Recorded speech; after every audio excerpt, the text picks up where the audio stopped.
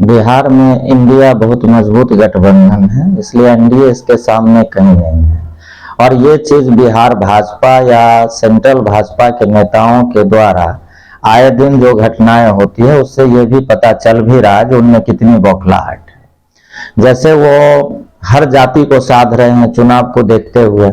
अभी कुछ दिन पहले सम्राट चौधरी को विधान परिषद में नेता प्रतिपक्ष बनाए, फिर उसको प्रदेश अध्यक्ष बना दिया और वो क्या किया, अब उनको विधान परिषद के नेता प्रतिपक्ष से हटाकर हरीश सहनी को बना दिए हैं नेता प्रतिपक्ष।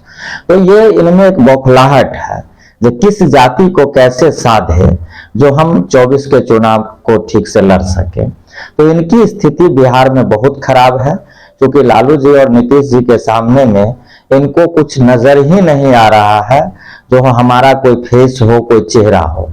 इनके सभी सांसद हताश हो चुके हैं और वो सिर्फ और सिर्फ एक व्यक्ति के पीछे लगे हुए हैं। न उनका हिंदुत्व यहाँ चल पा रहा है, न उनका राष्ट्रवाद चल पा रहा है, और इंडिया का विरोध कर नहीं सकते हैं। महागठबंधन था तो उसको तो वो ठगबंधन कह लेते थे, लेकिन अब इंडिया को क्या कहेंगे ये भी उनको समझ नहीं आ रहा है।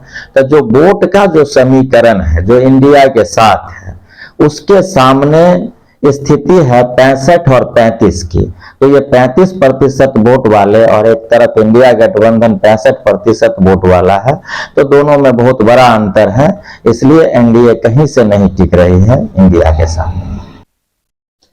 देखिए, जहां तक गठबंधन की बात है, अभी गठबंधन का दौर ही चल रहा है और निश्चित रूप से जो अभी का जो दौर है उस दौर में है जो इंडिया गठबंधन भारी पड़ रहा है। इसका मुख्य कारण है कि पिछले जो भी चुनाव हुए हैं कहीं ना है कहीं है जो गठबंधन करके ही चुनाव हुआ है। और हमारा जो अनुभव है कि विधानसभा चुनाव में जब राजद और जदयू दोनों मिलकर के जब महागठबंधन बना था तो विधानसभा चुनाव में एक तरफा बहुमत से दोनों मिलकर के सरकार बना है।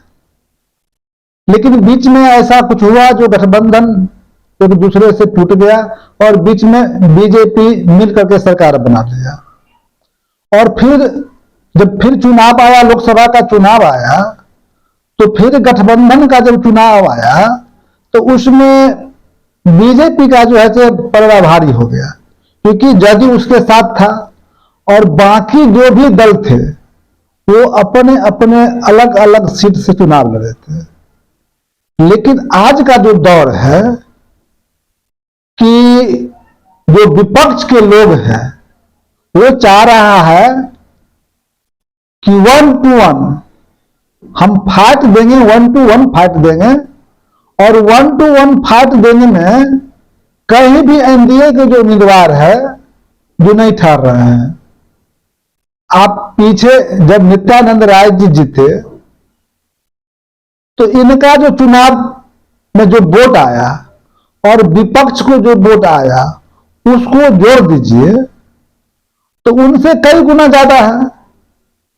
तो अब जो है कि जो इंडिया गठबंधन है, इस इंडिया गठबंधन में जो सारे लोग आकर के जो एक गठबंधन बनाए हैं वह एनडीए गठबंधन पर बहुत भारी है, क्योंकि 1 to 1 जब फाइट होगा तो एनडीए के जो उम्मीदवार हैं बहुत पीछे छूट जाएंगे। और यही कारण है कि जो इंडिया गठबंधन जो है एनडीए गठबंधन पर बहुत ज्यादा भारी होगा।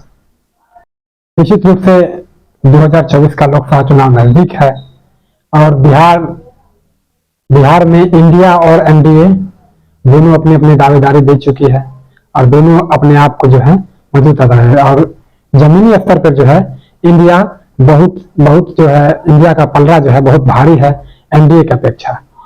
भारी इसलिए भी है क्योंकि इंडिया जो है एक मजबूत और सशक्त राजनीतिक संगठन है, राजनीतिक गठबंधन है ये। और इसके घटक दल जो हैं वो भी अपनी क्षमता रखते हैं, उनका अपना एक परसेंटेज है, वोट परसेंटेज है।